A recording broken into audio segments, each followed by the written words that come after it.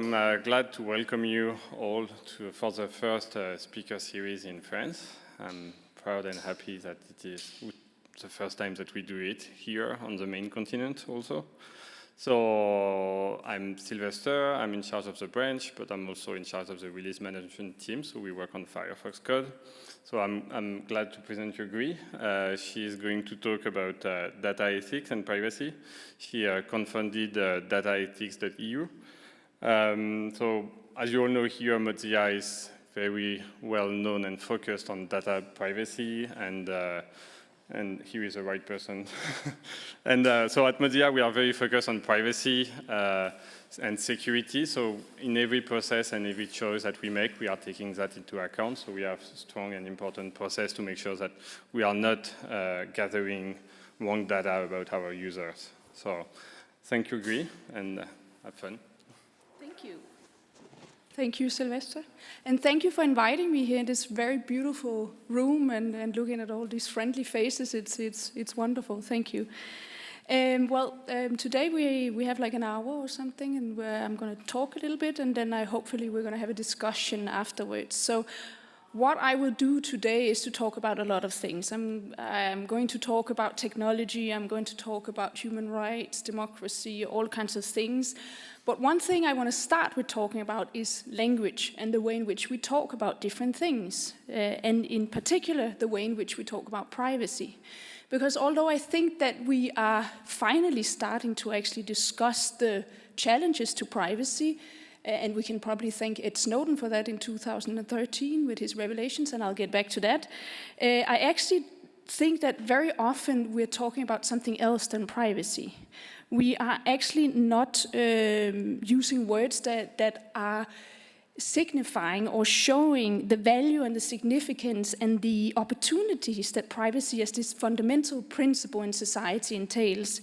So now words that are very powerful, they're used to very often justify specific views of the world and also the natural state of affairs. And as abstract as they might seem, they very often also have real consequences. Real laws are implemented based on the specific use of words. I don't know if any one of you have ever talked to a person who wrote a law or legislator. The specific wording of a law is very, very important because it has real consequences. And real business decisions are made based on the specific use of words. Real people's lives are affected by, and it has consequences with the way we talk about things and the use we words. The words we use to talk about different things.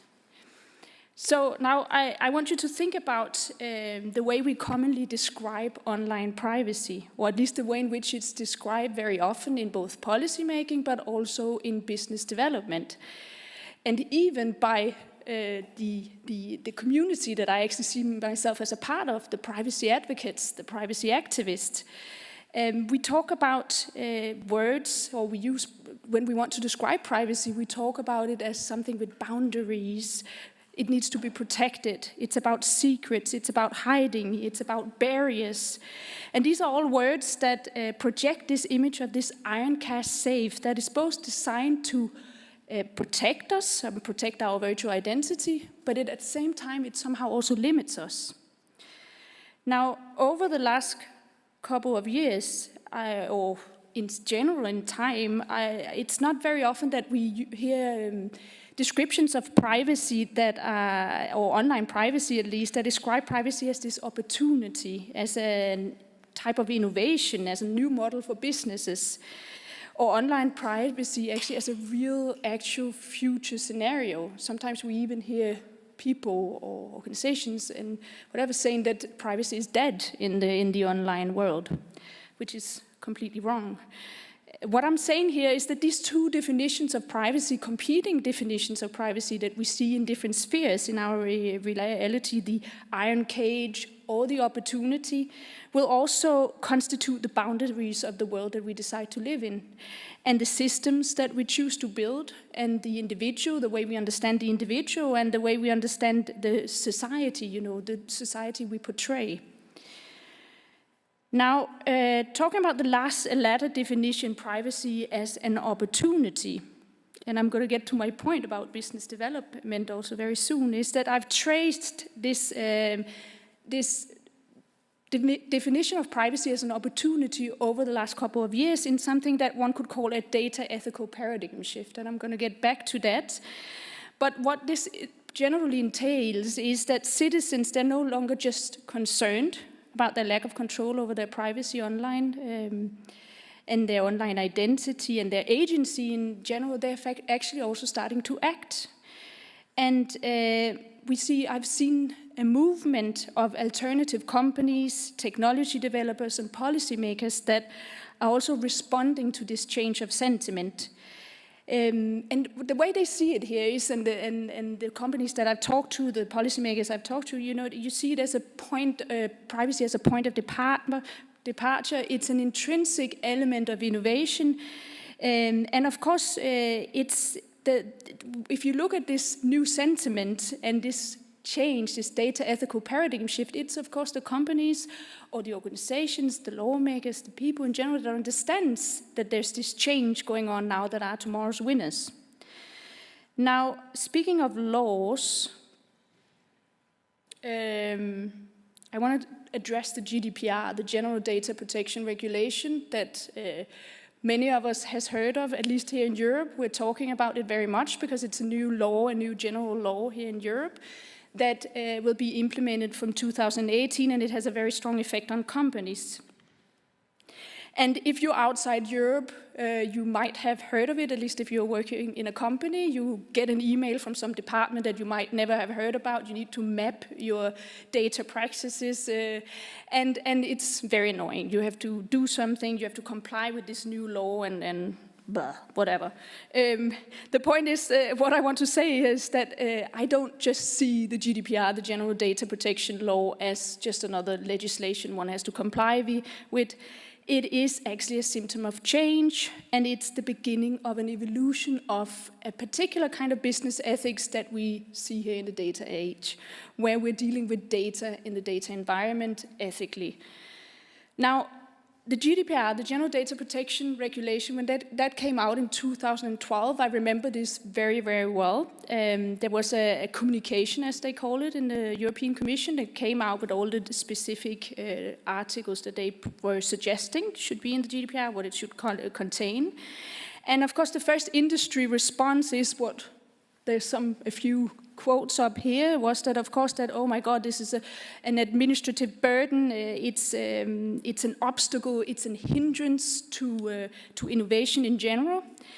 And I remember feeling that at that point I was working with youth and new technologies, and I felt that there was something completely misunderstood about this approach to a law that was designed to actually combine the free flow of data with human rights, with children's and with adults and citizens' right to protect their data and their privacy. I felt that these lobbyists, they sounded like something from the past, old ideas, a very misconceived of understanding of what it actually means, what data means in our everyday lives, how we use it, how it starts to signify processes from politics to economy to culture to our identity. I started looking somewhere else for different ideas about what could a law like this mean, what could a different approach to data mean. So another little story about the GDPR, and this will make sense to you why I'm making such a big point out of the GDPR, the General Data Protection Regulation, soon, is that in the original law that was created in 1995 about data protection was created by a very, very tiny, small group of international or not national experts. There was no media commotion around it. It was passed and it came out and everyone was happy. But now in 2012, when this General Data Protection Regulation, the Data Protection Reform, as it was also called, came out, there was a very, very big commotion about it. If you talk to any parliamentarian, EU parliamentarian, they'll tell you that anyone that was dealing with this law, they'll tell you that this was one of the most lobbied EU regulations ever.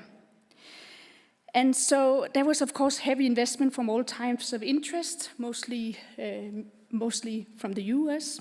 And someone even started talking about the trade war between the EU and the US. And so 4 years ago, I started writing a book, which what I'm going to talk about now is based on, which is called Data Ethics, A New Competitive Advantage. I wrote it together with a journalist who at that time had also published a book on digital self-defense. I was around that time working with youth and new technologies.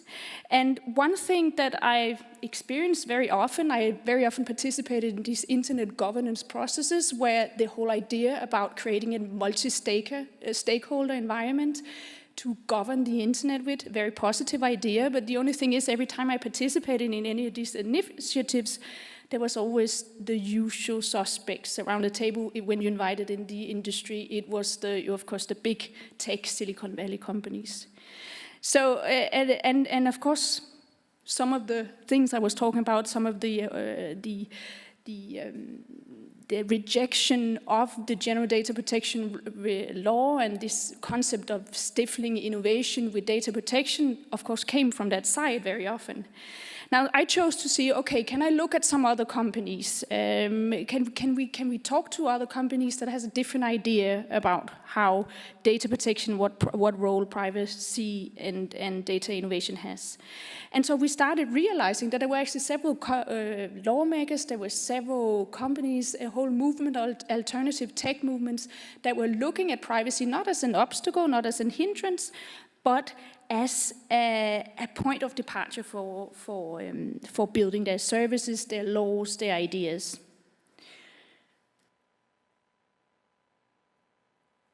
So I want to take you back to Los Angeles, the 1950s and 60s. We have to move a little bit around in time because I'm going to tell a story. And in the 1950s and 60s, anyone who's was living in LA at that time, if you talk to anyone at that time that lived at that time in LA, they will know that, for example, the mountains you can usually see in the horizon, they were so covered by smog that you couldn't even see them. The cars that were in the streets were big, polluting, and car companies in general didn't really care about the environment. Smog was a gigantic problem in LA and in big cities all over the world in general.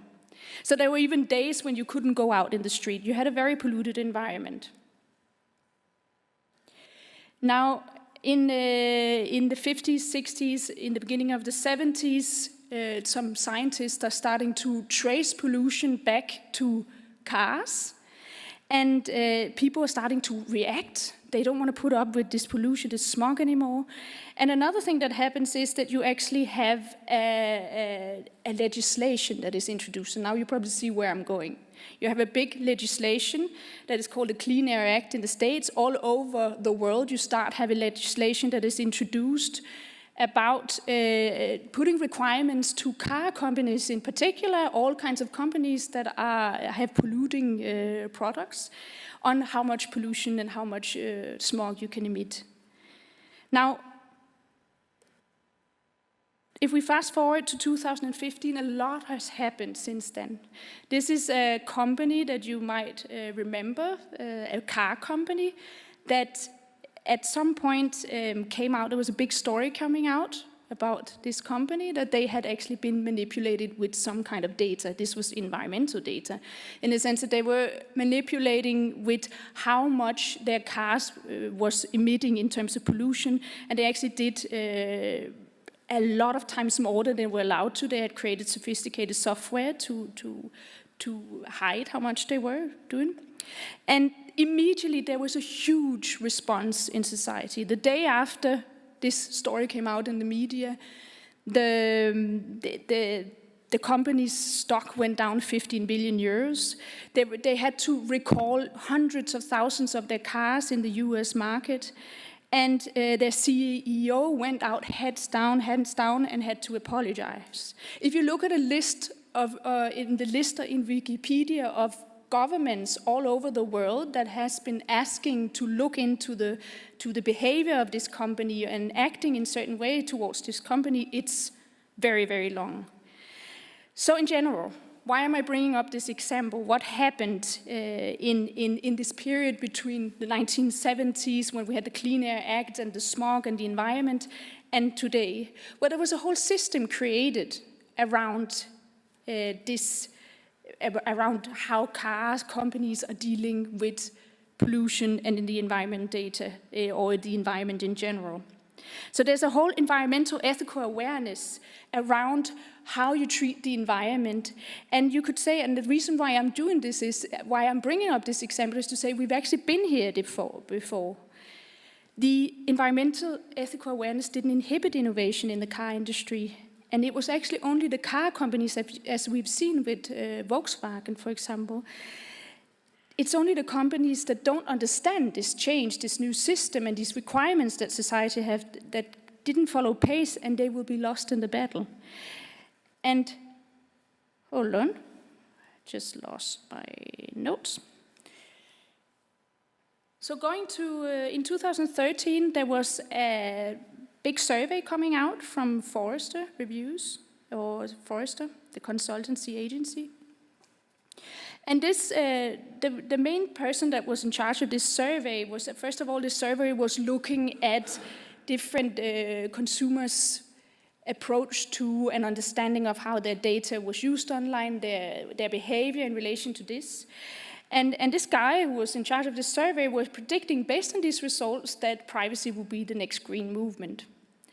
What the survey, for example, showed was that if you looked at, if you asked, for example, customers about would they reuse a company that they knew was selling their data to data brokers, then, for example, 62% would say no. So the whole point about this is that there is starting something new. It started already in 2013, and I'll get back to what started it, but you probably know already. But the most important thing is that not only consumers are reacting, we're actually starting to develop a data ethics business awareness.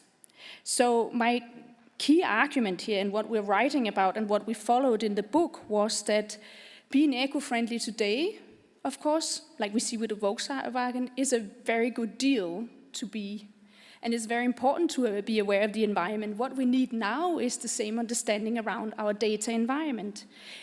It's a request from investors, it's a request from customers and from citizens, and it's a legal requirement increasingly. This is where we are now. You could talk about a data-polluted environment. And of course, the way you define this is that, of course, we are dealing with an environment where we're constantly exchanging data with unknown entities. It's invisible data processing that most average people have no idea about how the inner workings of this data environment we're living in is. We don't know what interests and which intentions are behind this invisible data processing. We have no knowledge of how our data is used, for what purposes, and what consequences it has for us. For example, does it define my credit score? We don't know. For example, in the US, when your credit score is based on that.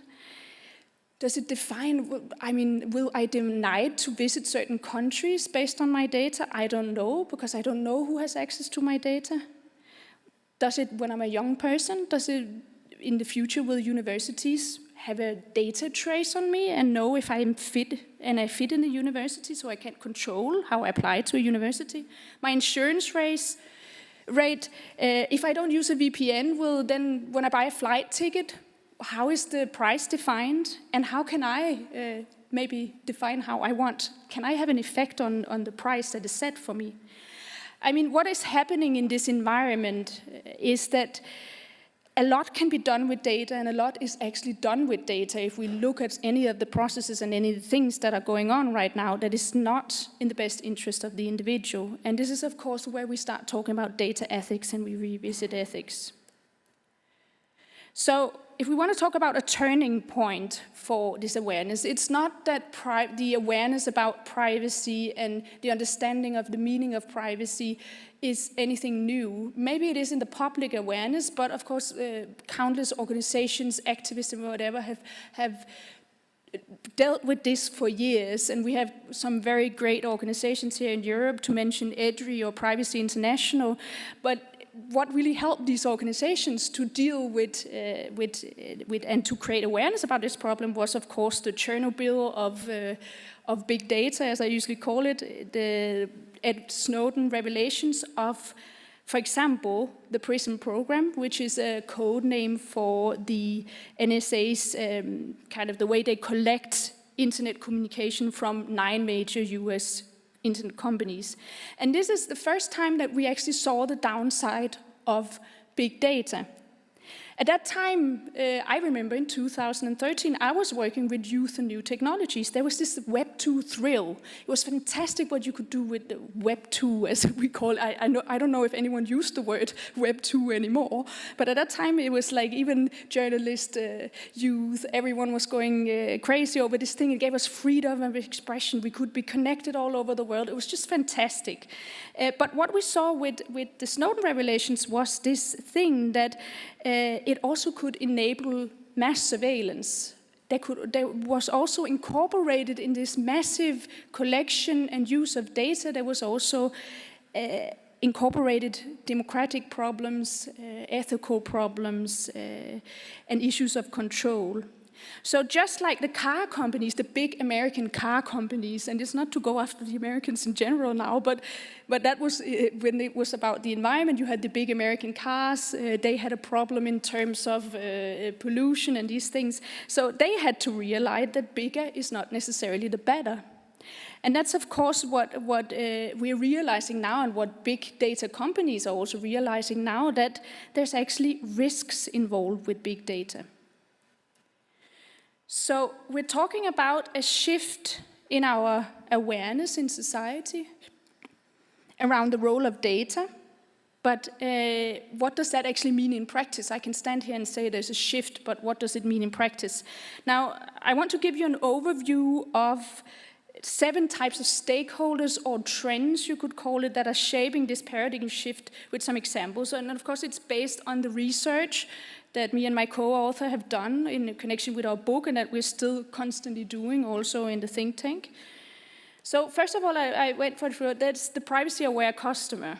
And of course, I don't like using the word customers or consumers or anything. Mostly what we are is first and foremost citizens, but when you look at from a company point of view, you have customers that have certain demands. And if you look at surveys from all over the world, mostly the ones that came after 2013, then you see that there's a lot of concern globally around how, and especially in the Western world, about how private companies are monitoring our online activities. As I said, I used to work with youth and online technologies, and one thing I did was to also do qualitative surveys with youth, where I talked to youth about, for example, their understanding of privacy and how they were dealing with privacy online, social media. And one thing that I always saw was I was battling with this idea that there was some kind of contrast in wanting to share and at the same time wanted to be private. There was a lot of talk at that time, and still there is, about how youth, they don't care about privacy. They're the new generation. Privacy is an old-fashioned concept. But when I talked to young people, they were actually doing a lot of things to navigate their privacy on social media. They had very complex strategies to navigate to control their data, to control their networks, to control their identity. Sometimes, often, it seemed much more complex than what adults were doing. And the reason why I'm saying this is, of course, also to say that I can give an example of a company that really understood this lack of control that youth were having. The new consumers, the new customers of tomorrow, was Snapchat. Not the best example of a privacy-aware company now, but they understood the issue of control. They understood that youth actually wanted, and it was a huge success, Snapchat, that youth wanted to control their data. Snapchat, of course, everyone knows, you send a message and it disappears after a couple of seconds or not. So what has happened, this first stakeholder, this trend we see, is that people, they're not just concerned, but they're also acting. And again, it goes back to 2013. Here you see, for example, DuckDuckGo, which is a privacy-enhancing search engine, and the statistics of them, in particular in 2013, how they rose. So we get to the second type of stakeholder or trend, is not anything new either, but I'll tell you why there's something new about it also in a little bit, which is this new privacy tech market, which you can see it as a kind of direct response to a demand for privacy.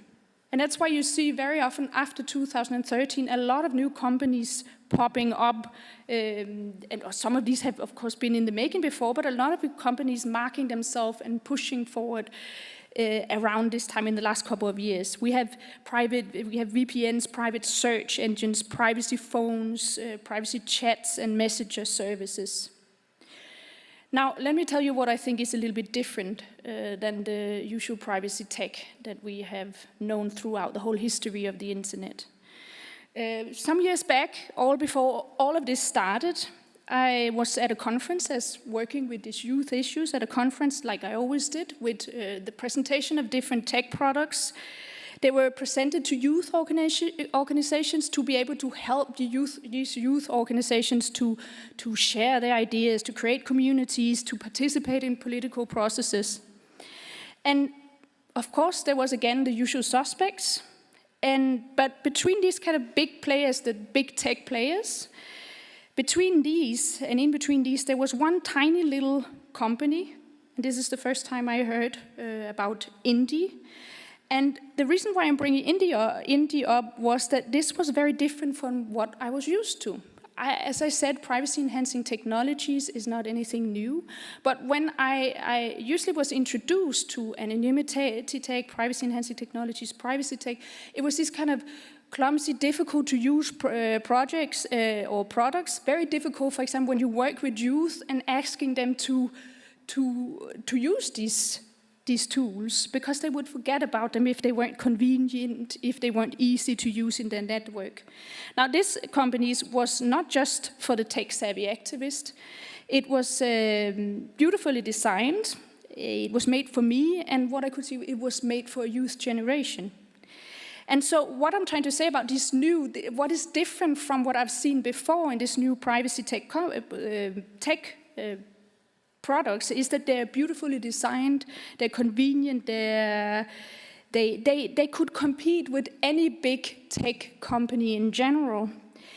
And of course, that's why we have to see them as direct competitors to the more traditional data-driven Silicon Valley companies that some of the youth were dealing with their privacy on. Another trend that we've seen a lot, and this is actually something new, we kind of forget it a little bit, but I remember very clearly that it wasn't very sexy to talk about privacy a few years ago. But what we see now, especially over the couple of years, is that it's become like part of a branding process for a lot of companies to brand their products as privacy aware, as aware of anonymity, as data ethical in many senses. So I bring forward Apple as one of the biggest and most successful tech companies that are very good at branding their own products as privacy aware. And they are, of course, differentiating themselves directly from their competitors based on the fact, as they say, they sell products, they don't sell access to people's data. The fourth trend, and now I use something that's why it's connected directly to Apple, is I was in a panel recently, and that's why with Apple's key director of global privacy, and so I remember what she was saying, but this is something I've seen in other companies, the way they deal with data ethics and privacy, is we see very often companies that no longer just define themselves as privacy tech, but they also see themselves as an organization that is data ethically aware. And so these companies will often talk about looking at privacy or data ethics from the perspective of the customers. It will be executive-driven, and they will be, in generally, designing privacy strategically into their products. And here comes the fifth type of kind of trend stakeholder. And why I'm bringing this up is, again, as I said, more and more companies are not only branding themselves as or coming forward as privacy tech companies. There's companies that are not even dealing with privacy per se, that are starting to talk about privacy and seeing it as a value in their innovation processes. So this is a company called Gry that are designing something as cute. Some will find it cute, others will find it very scary. Internet-connected dolls. If you're a privacy activist, you will immediately think, because there's been so many stories about internet-connected dolls and the problems in terms of privacy, and especially because it has to do with youth and children. But this company, I actually talked to them long before many of these stories came out about something like the surveillance Barbie that we've heard, or the Kayla doll that can be hacked and has all kinds of weird access to the children and so on and so forth. And at that time, we were talking about what does privacy by design mean to them. And the way they were talking about it was that they were saying, well, we're a European company, so we're always thinking about the privacy-aware customer. So they were building their product thinking about what were the demands of a customer that were demanding privacy. And so he said that, well, in general, when it comes to it, he never even thought about putting in a microphone in their product. And so I don't know if you've heard about these stories of the internet-connected dolls recently. It hasn't been a very good business for some of these companies. And I think that he's pretty happy about this fact of thinking about privacy all the time. If you take an example of Kyla, the doll, now the Consumers Council in Norway is traveling around with this doll as a fair example of the worst kind of spy tool that you can ever introduce in a child's life. There was even stories about exactly in Germany, because it's illegal to possess a spy device, that parents were asked to destroy this poor doll. Imagine to go to your child and take out their favorite doll and stomp on it. No. But in general, it was pretty good business for this guy to think about privacy in all stages. And then we have the sixth kind of trend or stakeholder, which is the privacy-aware investors. We talked a little bit to Rebecca McKinnon, that is the director of Ranking Digital Rights that you might know, which is a ranking tool that looks at digital rights from different points. And what she was saying is that she very often talked to investors about how they would use that tool to kind of look at not only security breaches, but also how companies that they were thinking to invest in, how they would consider consumer privacy. They would start asking for privacy impact assessments, and they would actually see it as what you call a real material risk if you didn't have order in those processes. So it's actually also an economic argument in that. So the last set of trends and stakeholders is something, of course, I would say is moving in two different fields within legislation. But the kind of policymaker and the legislator that is increasingly being aware of how the information society or the data society is structured, and how you can assume power or get less or more power through data, or which effect actually these power structures and these data structures have on the individual citizens. So here we, for example, have one kind of legislature, the ones that were usually in charge of data protection laws. This is Jan Philipp Albrecht, who was the rapporteur for the General Data Protection Regulation. He's talking about exactly this will have some direct effect on companies.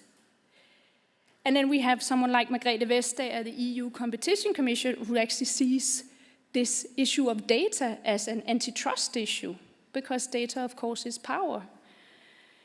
So the reason why, the thing that I'm bringing up here is also data aware and the privacy aware legislator is, of course, I remember when I used to work with youth issues was that you would say that, okay, these companies need to behave. And when you were working with policymakers, they would usually say, okay, we introduce a self-regulatory scheme or some kind of way of looking at can companies deal with this themselves. But if you realize at some point that they can't deal with this themselves, if things get out of control, you introduce laws. So in that thing you can see right now, these are two trends, particularly in Europe. The GDPR is being seen as a tool to regulate a sphere that kind of got out of control. And you also can see several antitrust cases that are dealing directly with data in the form of power systems. Now, I want to get back to my point of departure, which was about the way we talk about privacy and the language we use to talk about privacy. And I must say that what I do is, I mean, I'm not a technologist, I'm not a policymaker, I'm not many things, but what thing I am, I could say I'm an advocate that is trying to speak the language of businesses. And so what drives me is this this latter definition of privacy that I was talking about first, the opportunity, looking at privacy as an opportunity. And of course, if I can make enough people and companies and citizens in any sphere of society to talk about privacy as a kind of form of innovation, as a new business model, as a future definition of what it actually means to be human and what society is, and then I think this will eventually affect the society and affect social practices that will inspire business evolutions. It will affect people's perceptions. People will demand more privacy. They will demand data ethical practices. And it's going to influence, of course, also policies and the way business decisions are made. So I want to look at this positively. And of course, you know, anyone working in a business, you understand how much a company's practices, how much influence that has on the environment that we're living in today. Just like the car companies had a lot of influence on the environment that we were living in the 1950s and 50s and 60s and still do have. So the future is, of course, I think a lot of the future is in companies' hands. So I think that, I believe that it's actually possible to change the way things are done right now in businesses. Now, when we're talking about this internet, this polluted environment where we have no understanding of and no insight into how data is used and how we are controlled via data. I think that we can be constructive about it, and there's several movements that are doing this. But there's also a number of challenges that are both legal and they're technical, and they're also commercial in nature. So if we look at the legal aspects, I think that what we need to do at first, and that's why I started with talking about the General Data Protection Regulation, was to, of course, to kind of focus on the context and the meaning of the law, and not only the words as such. Because if you, for example, if you talk to a lawyer, he will very often say, but the law says, and then I'll respond, yeah, but it's interpreted in this way in France, and this way in Germany, and this way somewhere else. So we have to understand the environment that this law is implemented in. Then we have the technical challenge, which I think it's a very basic thing. We have to understand how we embed human rights and the empowerment of individuals, the agency of individual into the design of the services we build. And of course now with this very fast, and I'm urging anyone, this is a different field that I'm working on at the moment, is the field of data processing in artificial intelligence. So it's going extremely fast, this field, and we need to have a data ethical design of these new features of whatever we are dealing with in technology. And then of course it's one of the most important aspects that I think that to pull up here at last is of course that one of the key challenges we have is that we have a challenge that's commercial in nature. We need to find ways to build organizations and companies that are not built on the commercial exploitation of people's data. And on that note, so far, that is what I have for today. So.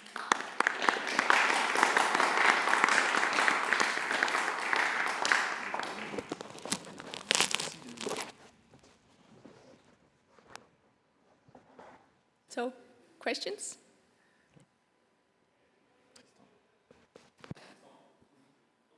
Is this a microphone? Yeah. Awesome. So my name is Tristan Nito. I work for a company, French startup called Cozy Cloud. We use many of the buzzwords that you explained in a few last slides, where some call us PIMS, Personal Information Manager, or My Data, or whatever. We call ourselves a personal cloud.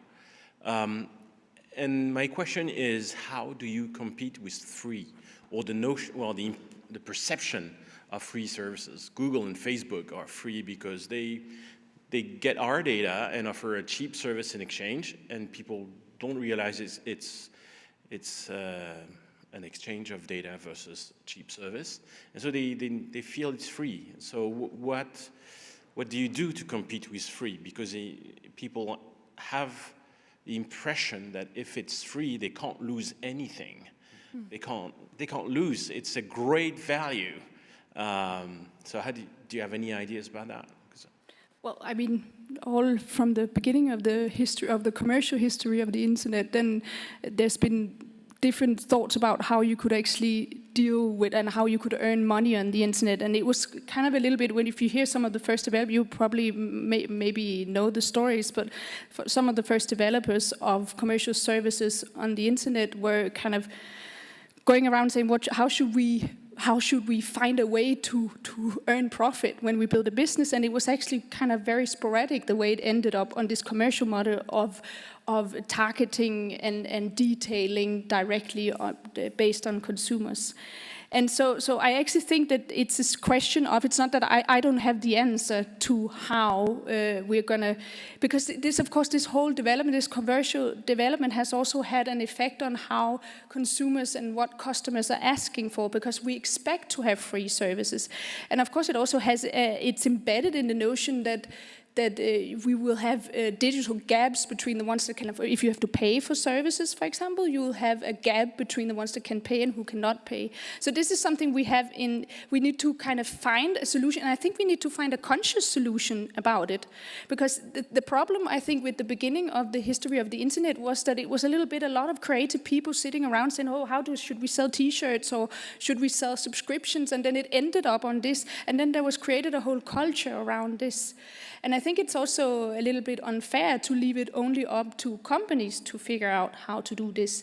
Actually, it's something we in society and also in law and in public, like for example, I'm often saying here in the EU would be a perfect place because it's a hub for experimentation of new business models, new things, but there's no financial space to it. So you need to fund more companies that can kind of grow. And then at the very end, I think the commercial exploitation of data will have a big problem, at least in the EU now, with new general data protection laws, because I think it's directly contrary to what is legal to do with data. But we can have a long discussion about that, but I think a lot of the stuff that is done, and you see it with a lot of cases at the moment that are that are put from different countries in France and Germany and Spain against big companies, that it is considered illegal, some of their practices. And yeah, I don't know if I'm allowed with another question. Sure. Do you think it's going to work? I mean, I put a lot of hope into the GDPR, but I've seen the EU cookie law, which has basically trained dozens of millions of Europeans to click on OK, I accept on pretty much any kind of banner that is on top or on the bottom of any website. Without even reading it, because they've been trained to, do it as quickly as possible. And so maybe we will give consent to personal data just like that, with very similar banners on website. Yes, I agree to do portability stuff, with my data, just thinking you're actually clicking on a I accept cookies banner. So yeah, but what I was saying with some things are illegal, and we're getting an awareness about what you can actually do and what you can't do. And one thing you can't do is that you can't consent to giving up your right to privacy, for example. And so I think there's some practices I understand, but this is I want to be a little bit tough on this, because you can't actually do that. At least in Europe, you can't do that. When you talk about, for example, there's a really big again, as I said, I worked with youth, and the way they were looking at, and this is terrible because this is a generation that grew up with this commercial sphere that was becoming a defining factor in their social life. If they didn't have a Facebook profile, for example, they couldn't participate in their social life. So when I asked them about saying, oh, but what about privacy and whatever, they said, well, I have to give up my right to privacy, because otherwise I can't participate. And there's something fundamentally wrong with that. And I mean, I'm sorry for the business, they can't earn their money and whatever, but there's just things that you can't do. And I understand that this is very ideological and very idealistic of me to say, but there are actually movements of governments and regulators that are fining companies directly for not respecting this. And again, not to say it, I don't think GDPR is the only solution, although it sounds like it, but I think it's a symptom. No, and it's potentially great. So we need to see how we need to explore the potential, I think. Who's next? London is next. Okay. Hello, thank you for this very interesting talk. My question is, do you think it could be useful to enforce privacy feature on hardware devices, like adding mandatory switches to shut down microphones and camera using legal means like CE marking or something like this? Sorry, I have to get it one more. It's a little to introduce. Sorry. Okay. So, do you think it's useful to add switches on hardware devices and making these mandatory using regulation like CE marking? I don't think I'm getting all the words. Is it just me? Can someone translate?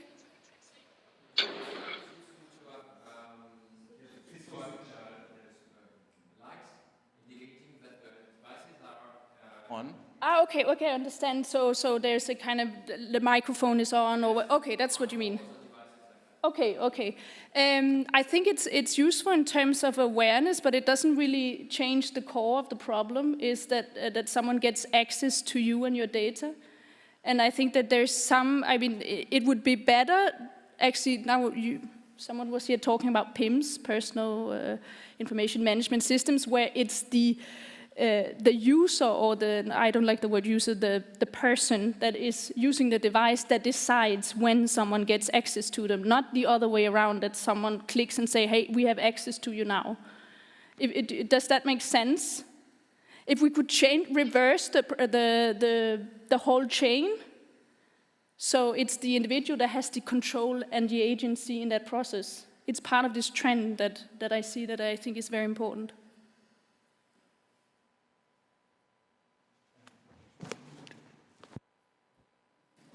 And this is the fanciest microphone I've ever seen anyway. Yeah, it's awesome. So my name is JB Piacentino. I work with Quant, search engine, European search engine that respects your privacy. You may have heard of us. So first of all, I just want to pile up on what Tristan was saying. I guess free services do not necessarily mean that your privacy is invaded and that your data are shared or anything. Actually, we do free stuff without tracking anyone, and then we're profitable. So we are living proof that this is possible.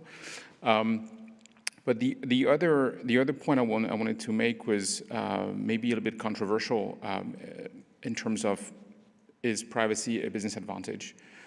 What matters in the end is customers, whether customers are interested in your product or not. Do they find a customer advantage in it? And we're not entirely sure that privacy is actually a customer advantage. So in other words, it's not a motivation to use your product in the end. So I'm curious about thoughts you may have on this, and whether it is actually a business advantage as a company to market privacy features as opposed to others who may not, but may have superior product.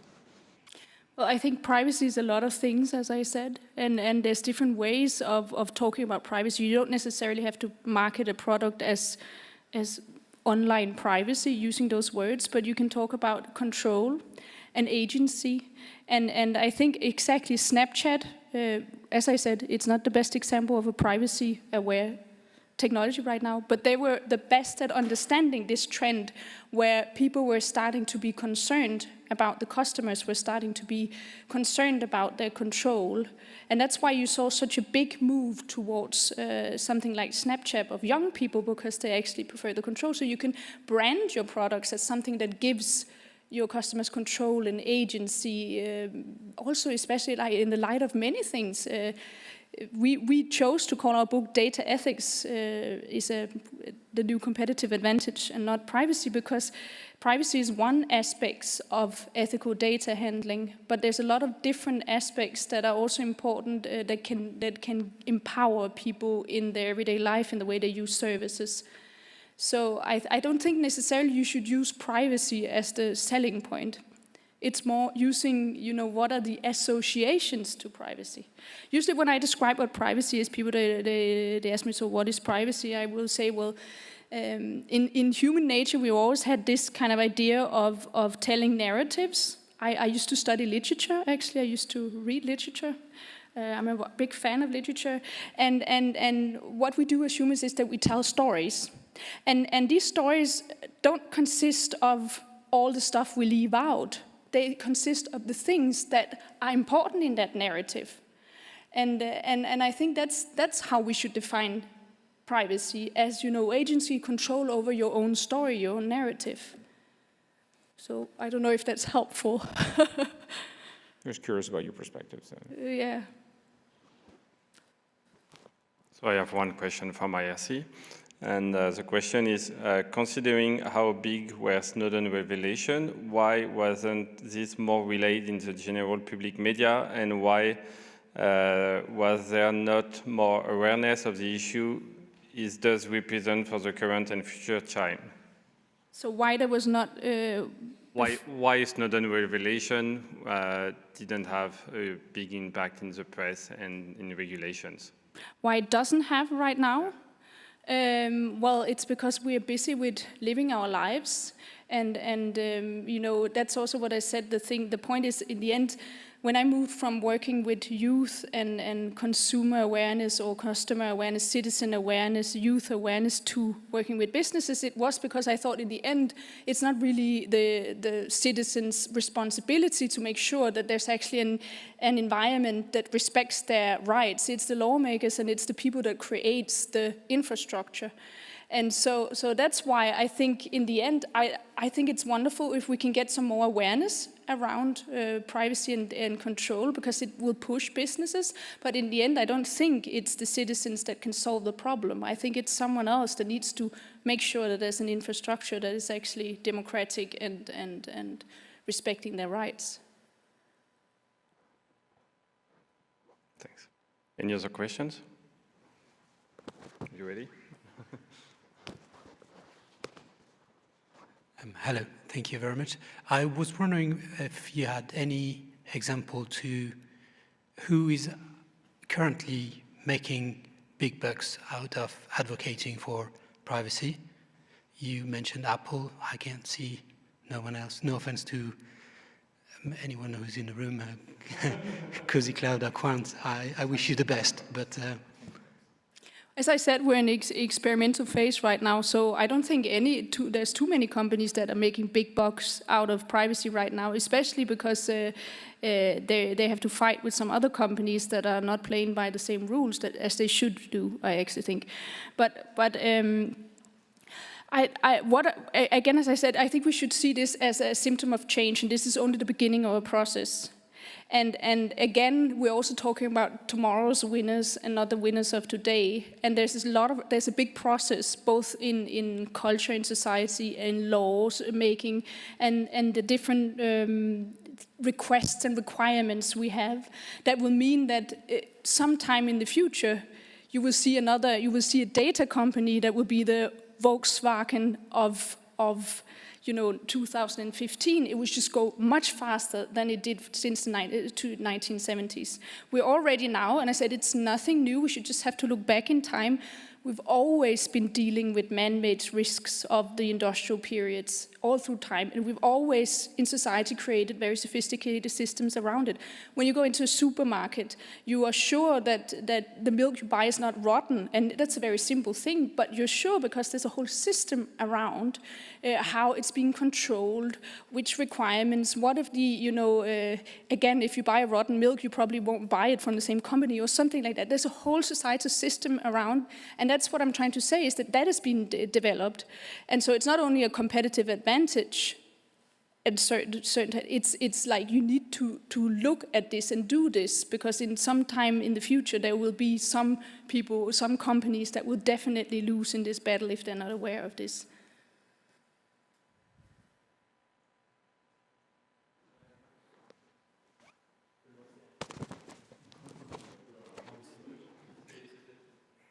Just to try to give some more information for the previous question, the company Proton Mail is quite making some success in the area. They don't earn as much money as Apple, of course, but they are on a big trend after having launched their Proton Mail service. Now they are offering VPN services as well. And they are backed, heavily backed by the CERN and big infrastructures, and I see that as a big success. It just needs to gather more users, but the success is already launched, I think. Now for my question, I would like to know how the GDPR will be enforced, to your knowledge. Who will do the controls, and what kind of controls will there be? Because if it's just words and good intentions, that's already it, but it's not enough. So what controls? Well, that's up to the individual member states, but I hope there will be some kind of control. And that's also what we're part of developing now, is these kind of auditing systems that probably not are only related to the GDPR, but in general how. And that's why I was mentioning two sets of legal areas that are working with this at the moment, is the antitrust area and the data protection. But how it specifically will be implemented is up to the individual states. So there's different member states that deals with this in different ways, but of course there's requirements to how you do it. So it's more to say that's something that is also being developed at the moment. That is not finished, and as I said, I hope that it will be taken seriously, the GDPR, because it actually has some important aspects in regards to all of these things I'm talking about, human control and agency. If you look at it, you can actually look at it as a design guide for how to create a good service in the future. Regarding what you said, Proton Mail, yes, I use Proton Mail myself actually, but I'm a particular kind of customer. And in regards to your question, there's a lot of services, and also in our book we are listing just a few of them that are doing this. But I think you were asking about the economic, success of these companies, and I have to say honestly, right now I only have Apple as an example, but I don't think that this values the argument, because as I said, we're talking about a general trend. And it's about tomorrow and not this very moment, because we have to deal with the challenges that are there already.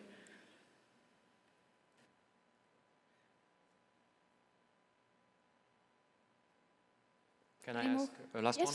Yes, sure. Well, I'm on it. Do you think that the GDPR regulation could harm Google in any way? Could harm Google? Could harm Google? I think that the general data protection regulation is, as I said, I think it's gonna, if we go by I would like the law to be followed by the word, and not all kinds of weird interpretations. Because if we follow what it actually says, it would harm especially the business models of not only Google, but Facebook and whatever of the big, the commercialization of data. So that's why I think that, I want to have faith in the GDPR, because if I have faith in it, then actually someone can implement it according to the words of what it is.